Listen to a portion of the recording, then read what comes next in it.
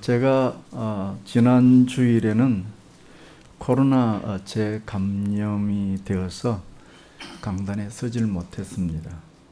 여러분들을 염려하게 해드려서 죄송합니다. 타조에 관한 이야기들을 간혹 설교 시간에 예화로 들었는지 모르겠습니다.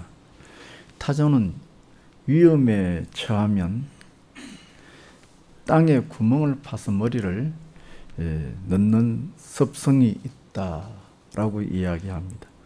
그래서 우리는 이것을 보면서 타조가 위험에 처하면 구덩이를 머리에 파묻고 적이 사라질 때까지 숨는다라고 그렇게 착각을 합니다마는 그건 대단히 잘못된 생각이고 잘못된 예화입니다.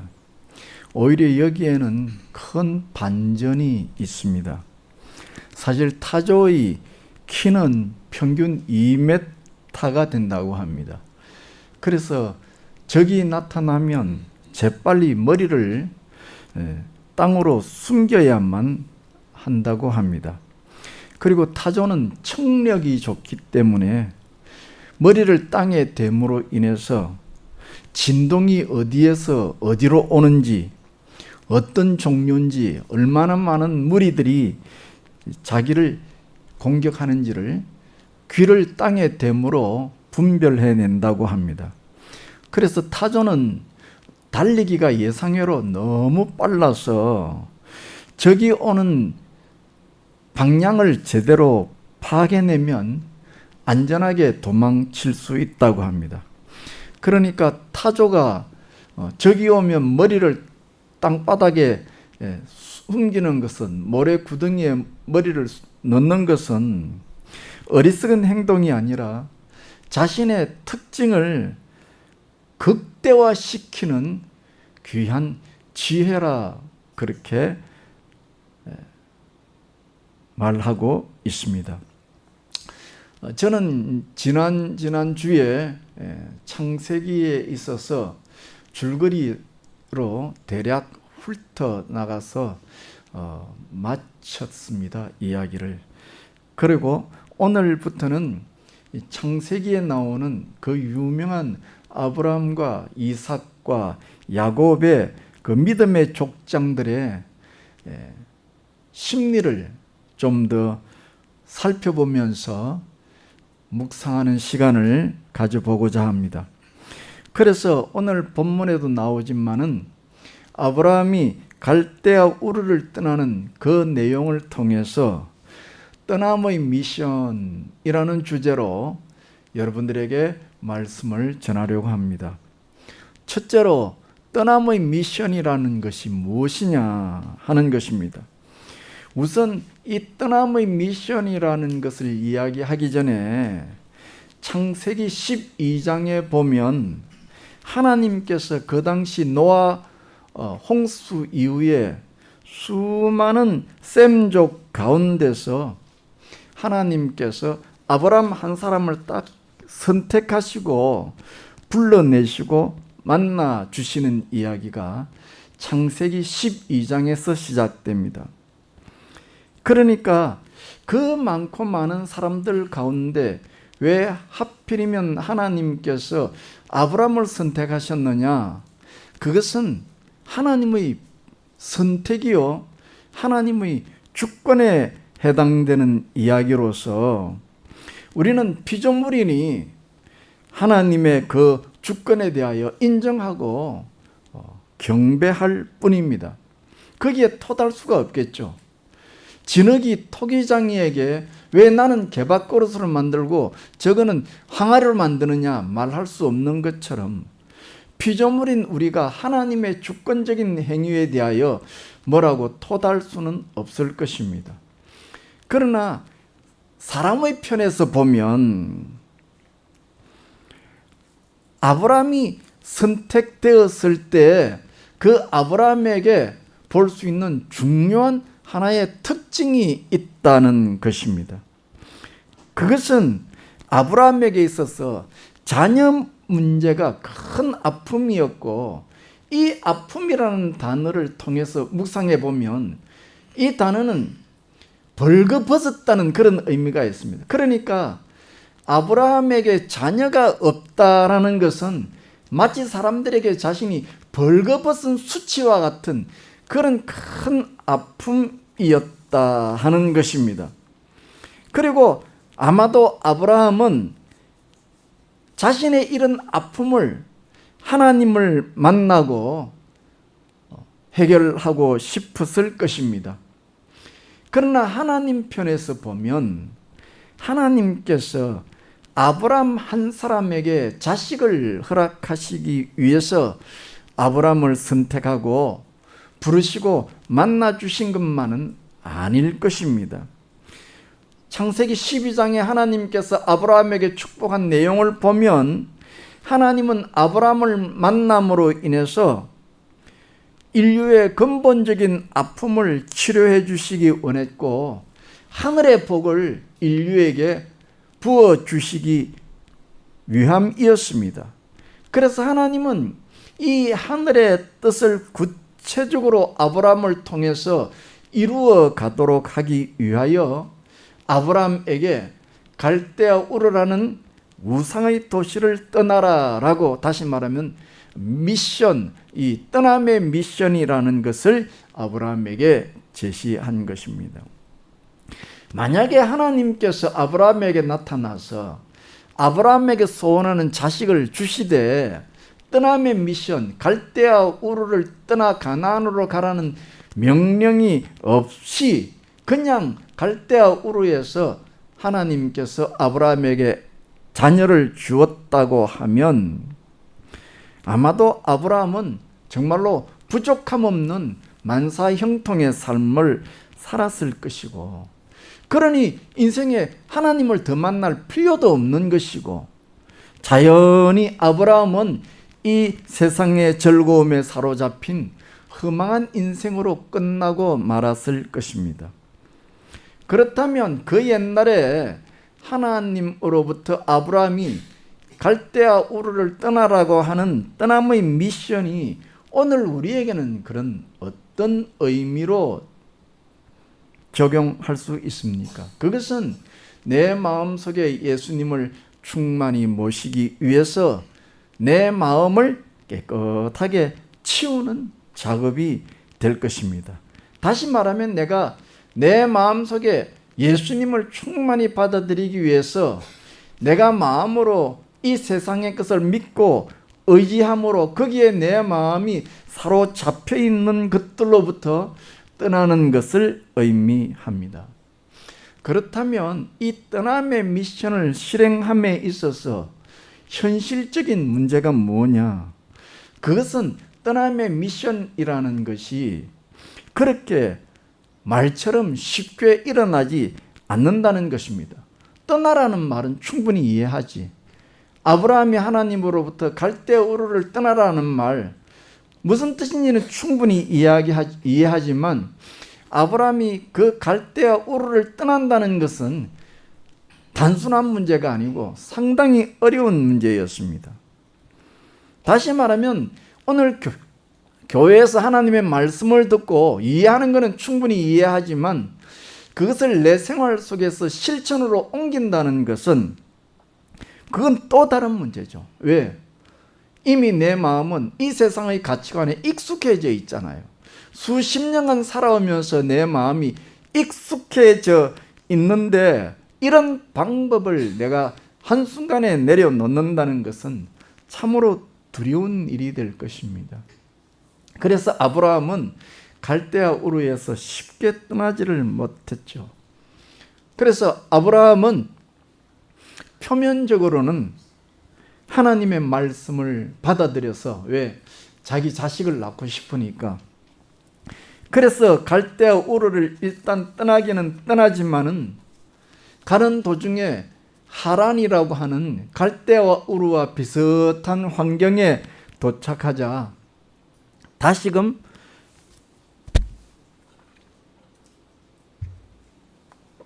미적거리기 시작했고 하란에서 무려 6년 이상을 소비합니다.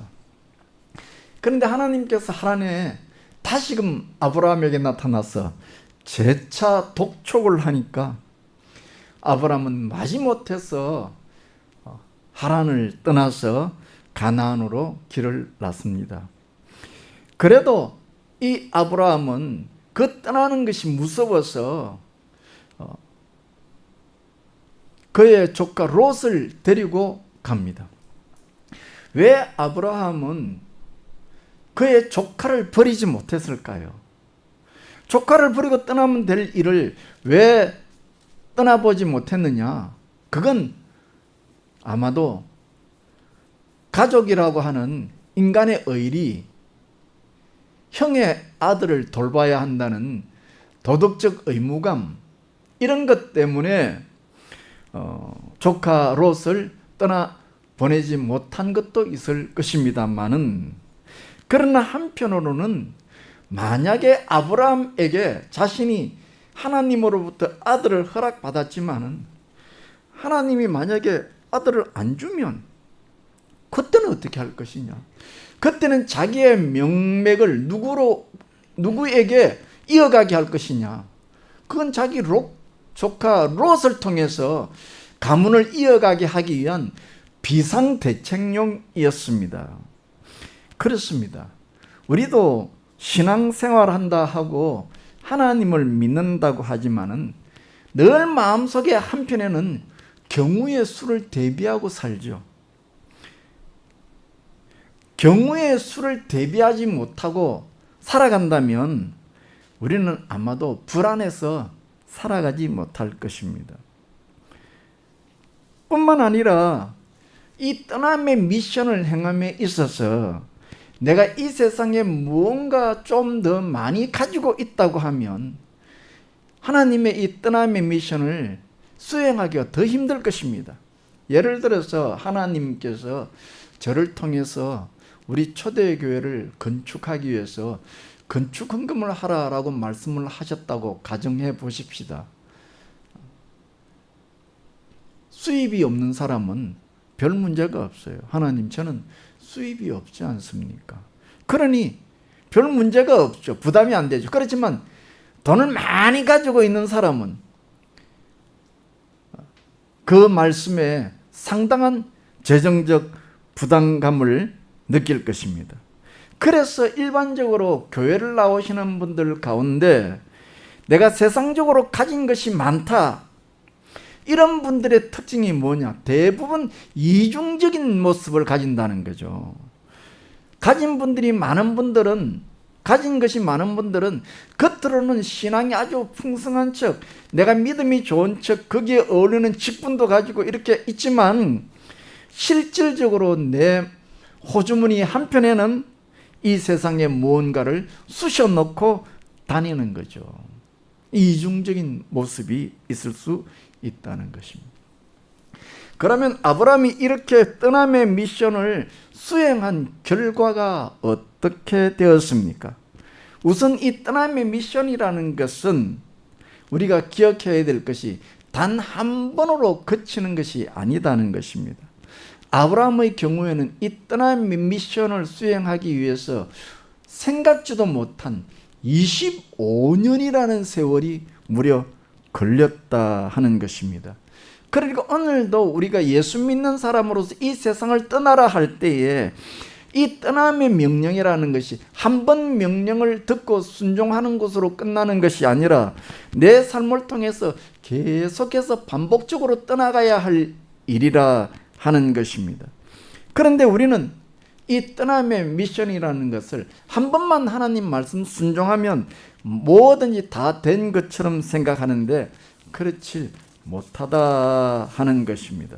왜냐하면 우리는 마음이 약해서 세상과 너무 익숙해져 있기 때문에 하나님의 떠남의 명령에 대해서 한 번만에 완전히 그것을 이행하지 못하기 때문에, 그래서 올바른 실천이 나오지 못하기 때문에 계속적으로 이 떠나는 믿음의 훈련을 감당해야 한다는 것입니다.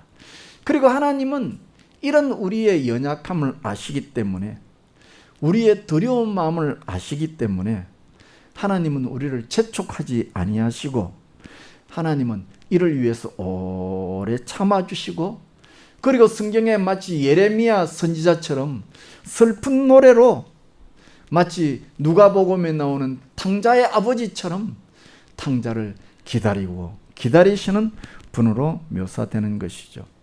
그렇다면 아브라함이 하나님의 말씀에 따라서 갈대아 우르를 떠나 그 미션을 완수했다고 생각하는 순간 나타난 결과가 무엇입니까? 정말로 아브라함은 자기가 살던 갈대아 우르를 떠나서 가나안으로 이민을 간다는 것은 생명을 걸어야 할 만큼 위험한 일이었습니다.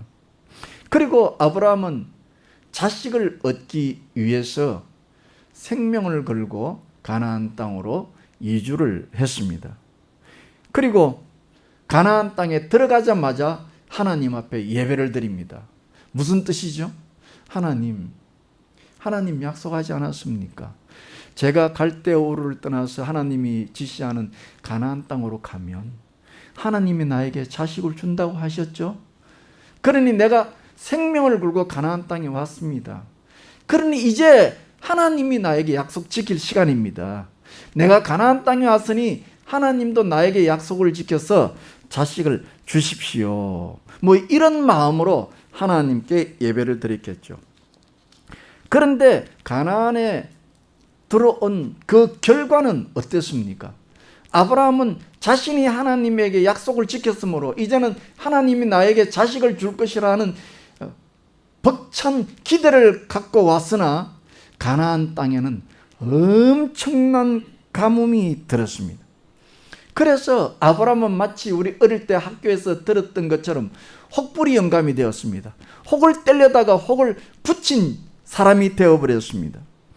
하나님은 아브라함에게 가나안 땅에 들어가면 자신에게 축복을 주신다고 약속을 했는데 그 약속의 말씀만 믿고 가나안 땅에 갔더니 가뭄으로 인하여 자식 얻는 것은 둘째고 당장 목이 말라 죽을 형편이 되었습니다. 아브라함은 짧은 안목으로 하나님 앞에 말씀에 순종해서 가나안을 떠나면 내가 할 일은 다 했지 않느냐. 그러니 하나님도 여기에 반응하셔서 나에게 떡두꾸비 같은 아들을 하나 주시리라 그렇게 기대하고 갔는데 그렇지 않습니다.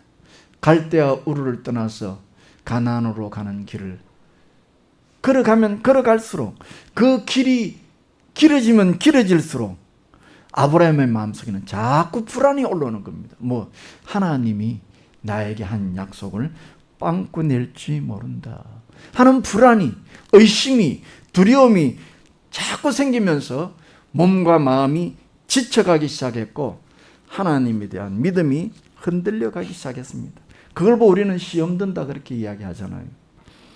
그래서 창세기 12장 9절에 보면 아브라함은 가나안 땅에 도착했지만 거기에 머물질 못하고 자꾸만 가뭄을 피해서 남쪽으로 이사하기 시작했고 결국은 애굽이라는 땅으로 이사를 해버렸습니다. 왜? 자식을 낳는 것도 중요하나 당장은 이 가뭄에서 자신이 살아남아야 하니까 애굽으로 이사를 가버린 거죠. 그리고 이렇게 우리도 신앙생활 해봐서 알겠지만 하나님 앞에 한 번 불순종하면 두 번 불순종 못하겠습니까? 주일 한 번 교회 빼먹으면 두 번 못 빼먹겠습니까? 애굽에 도착한 아브라함은 그만 자기의 목숨을 부지해야 하는 막다른 골목에 몰리게 되어지고 그로 인해서 자기의 아내를 누이 동생이라고 속이고 팔아먹는 파렴치범으로 전락해버렸고 이 일은 곧장 애굽의 왕 바로 앞에서 백일하에 드러나 버렸습니다. 아브라함은 완전히 코너에 몰렸습니다. 한마디 변명의 여지도 없었습니다. 이제는 이 죄목으로 심지어 애굽의 왕을 속였으니까 남자라는 지금도 그렇지만 여자 때문에 생명을 거는 동물 아닙니까? 그런데 이 애굽의 왕 바로가 이름도 알지 못하는 일개의 이방인 앞에서 속임을 당하고 여자 문제로 낭패를 당했다는 생각이 들었다면 애굽 왕은 아브라함을 그 자리에서 적결 처분 사형을 취해도 아브라함은 할 말이 없는 그런 상황이었고, 이렇게 막다른 골목에 빠진 아브라함은 사실은 가나안 땅을 오면서 그 마음속에 생긴 불안, 불신, 두려움이 점점 자리 잡았기 때문입니다. 아브라함은 참 허탈했을 것입니다. 아브라함은 얼마 전만 하더라도 나름 자신은 멋진 남자라고 생각했을 것입니다.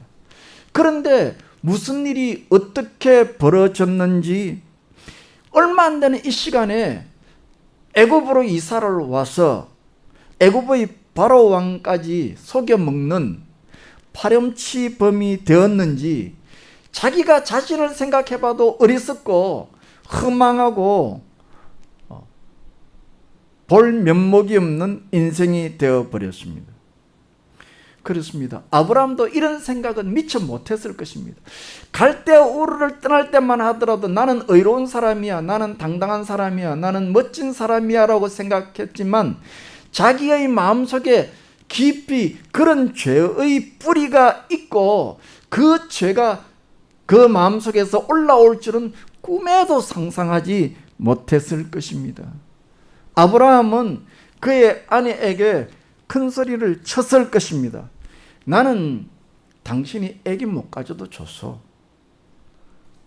세상 사람들은 아내가 아기를 못 가지면 아내를 버리고 다른 여자를 취한다고 하지만은 나는 그렇게 하지 않을 것이요. 그리고 만일 당신이 아기를 낳을 수만 있다고 하면 나는 이 세상에 가지고 있는 모든 것을 다 버릴 수가 있어. 당신이 아기만 낳을 수 있다고 하면 나는 갈대아 우르를 떠나서 가나안이라고 하는 저기가 어딘지는 모르지만 그 길을 가도 나는 갈 수가 있는 사람이요 라고 아내에게 당당하게 선포했을 것입니다. 그런데 애굽 땅에 와서 이 껍데기가 산통 다 깨어져 버렸습니다. 그렇게 당당했던 아브라함이 오히려 이제는 자기 목숨 하나 살리려고 다른 남자에게 자기 마누라를 팔아먹는 남자가 되었습니다. 이 낯선 이방 땅에 홀로 살아남겠다고 수단 방법을 가리지 않는 이기적인 사람이 되어버렸습니다. 하나님의 말씀에 순종해서 갈대아 우르를 떠나고 그로 인해서 복을 기대했던 그가 오히려 파렴치범이 되어서 죽게 되어버렸습니다. 참으로 비극적인 일이 아닐 수가 없습니다. 여러분 경우에는 그런 적이 없었습니까? 나름대로 믿음으로 신앙생활을 한번 해보겠다고 선한 마음을 품고 교회를 나왔는데, 그래서 그러면 하나님께서 나에게 소원하는 무언가 복을 주시리라 생각했는데 나와 보니까 오히려 복은커녕 혹불이 영감이 되어서 혹을 더 붙이는 그런 경험을 해보지는 않았느냐 하는 것입니다. 세 번째로 아브라함에게 떠남의 미션을 제시한 하나님은 어떤 분입니까? 한마디로 말하면 오늘 설교의 제목처럼 반전의 하나님입니다. 아브라함에게 닥친 이 비극을 희극으로 바꾸시는 분이었습니다. 이제 애굽의 바로 왕은 자신에게 여자 문제로 인하여 사기를 친 아브라함을 불렀습니다. 아브라함은 속으로 몸부림을 쳤을 것입니다. 아니 하나님, 어찌 나한테 이렇게 할 수가 있습니까? 차라리 내 갈대아 우르 그 땅에서 내가 아들 하나 달라 했을 때 소원 들으셔서 갈대아 우르 땅에서 자식 하나 주면 만사오케이지 않습니까? 그런 일을 왜 굳이 나로 하여금 가나안 땅으로 떠나가라고 명령을 하시고 일이 왜 이렇게 꼬이게 만듭니까?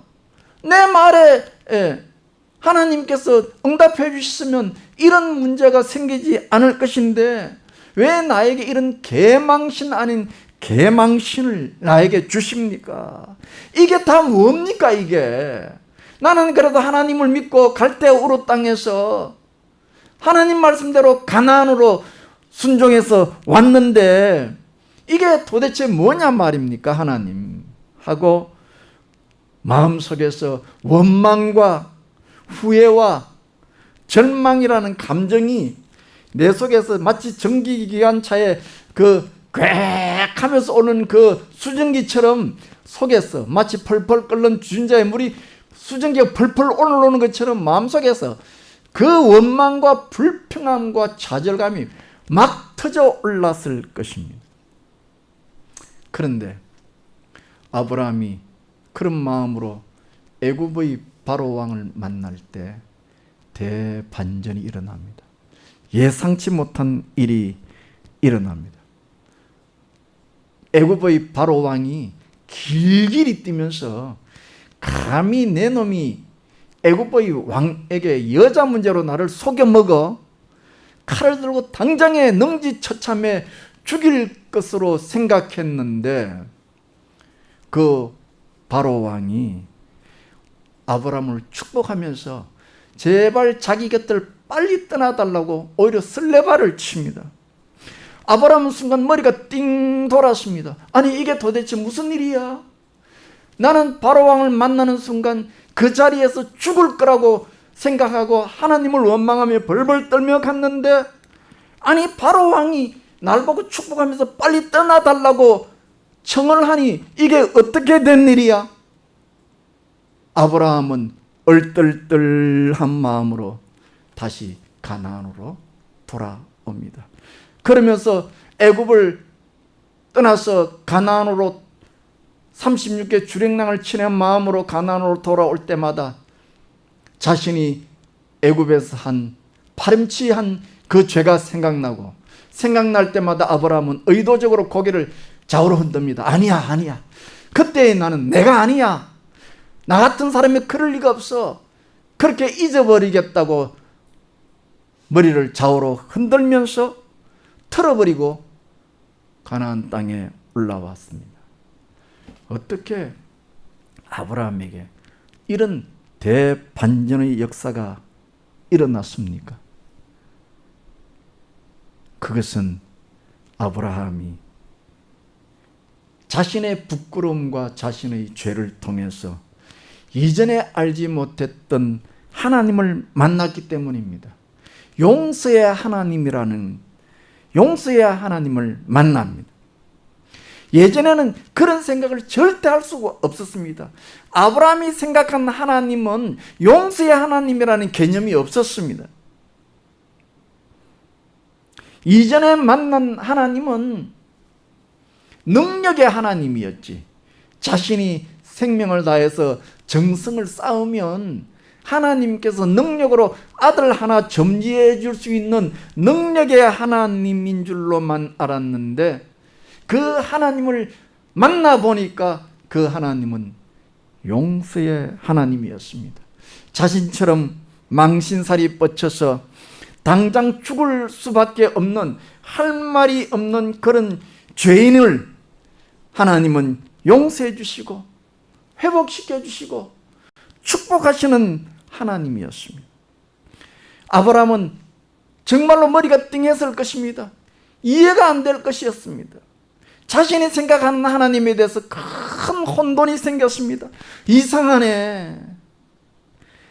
아니 내 죄가 100일 하에 다 드러났고 누구라도 이런 죄를 안다면 나를 향하여 손가락질하고 비난하고 침뱉고 욕하고 멀리할 텐데 아니 우리 하나님은 이렇게 못난 나를 용서해 주시고 오히려 회복시켜 주시고 오히려 이 일로 인하여 축복해 주시는가? 사실 아브라함은 갈대아 우르를 떠나라는 하나님을 만났을 때 하나님과 모종의 거래를 하는 심정이었을 것입니다. 그래요 하나님, 내가 하나님 말씀에 순종해서 갈대아 우르를 떠날 테니 하나님은 그 대가로 나에게 아들 하나 주세요. 하나님이 나에게 아들 하나 주시면 내가 감사해서 11조 생활도 잘하고 앞으로 건축헌금도 하고 교회에서 열심히 봉사도 하겠습니다. 이런 모종의 거래를 하는 마음으로 하나님을 만났을 것입니다. 그러나 여러분 아시지요? 믿음은 부동산 거래가 아닙니다. 믿음은 주고받는 것이 아닙니다. 아니 하나님이 무엇이 부족하시건대 우리와 거래를 하겠습니까? 창조주 하나님이 무엇이 부족해서 피조물과 주고받는 기브 앤 테이크를 한다는 말입니까? 그럴 수가 없습니다.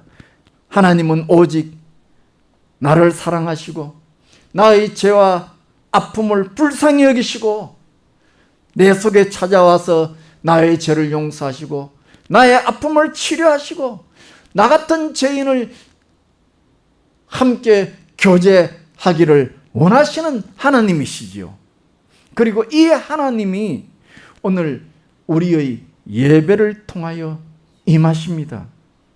그러므로 우리는 이 용서의 하나님, 나를 회복시켜 주시는 하나님, 나를 다시금 일으켜 주시는 하나님을 우리는 예배를 통해서 만나야 합니다.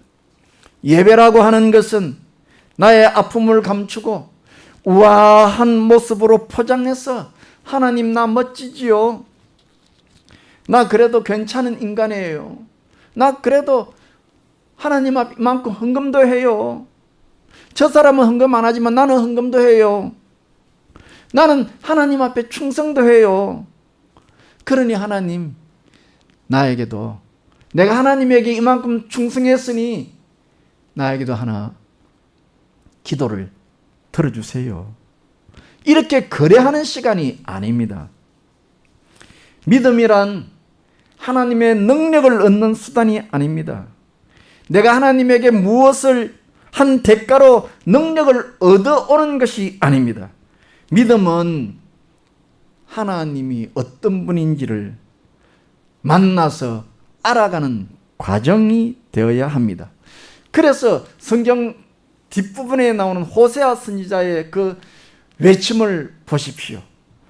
이스라엘 백성들에게 하나님을 알라. 그게 구약 성경 마지막의 모습입니다. 하나님을 알아야 한다. 너희들이 드리는 그 예배가 중요한 것이 아니고 너희들이 하나님을 진정 아는 것이 중요하다 라고 강조합니다. 성도 여러분, 교회 와서 하나님의 능력만 따먹으려고 하지 마십시오. 하나님의 축복만 따먹으려고 하지 마십시오. 교회 와서 하나님이 어떤 분인가를 알아가셔야만 합니다. 어떻게 알아가야 합니까? 나의 아픔을 통해서 알아갑니다. 하나님은 강제로 우리의 상처를 드러내시고 따지시고 야단치시고 따따붙다 하시고 그래서 나를 부끄럽게 하시는 분이 아니고 하나님은 우리를 용서하시고 우리의 아픔 대신에 하나님의 독생자로 그 아픔을 대신하심으로 우리를 용서하시고 우리를 치료하시고 우리를 새롭게 회복하시는 분입니다. 이 하나님을 예배 시간에 만나야 합니다. 이 하나님을 예배 시간을 통해서 알아가야 합니다. 그래서 내 몸과 마음을 통해서 하나님과의 교제하는 그런 교제가 가득한 이 여름날이 되기를 예수님의 이름으로 축원합니다. 기도합시다. 하나님, 교회를 오래 다녔지만은 하나님이 어떤 분인지, 하나님의 마음이 무엇인지, 하나님이 나에게 원하는 선한 비전이 무엇인지를 알기는 원치 않고 그저 이 세상을 떠나보내지 못해서 이 세상에 집착하며 이 세상의 것 하나 더 달라고 몸부림치는 우리는 아닙니까? 하나님이여, 이런 불쌍한 우리를 찾아오셔서 우리의 연약함을 통해서 만나주시고 우리의 아픔을 통해서 치료하시고 우리의 부끄러움을 덮어주시며 용서하시며 오늘 그런 우리를 위로하시고 격려하시고 주의 제자로 삼으시고 주의 믿음의 통로로 삼으시길 원하시는 하나님, 오늘 이 시간 예배를 통하여 용서의 하나님, 회복의 하나님을 만납니다. 그리고 용서의 하나님, 회복의 하나님을 내 마음속에 모십니다. 내 마음속에 오셔서 내 지난날의 부끄러운 일들을 용서하시고 내가 믿음으로 나의 연약함과 무력함을 드러낼 때 주께서 오셔서 그 무력함을 덮으시고 하늘의 영광으로 하늘의 능력으로 드러내어 주시옵소서. 이 자리에 참여한 모든 심령들이 하나님을 알아감으로 복된 인생이 되게 하시고 축복받는 인생 되게 하여 주시옵소서. 감사하옵고 예수님 이름으로 기도하옵나이다. 아멘. 감사합니다.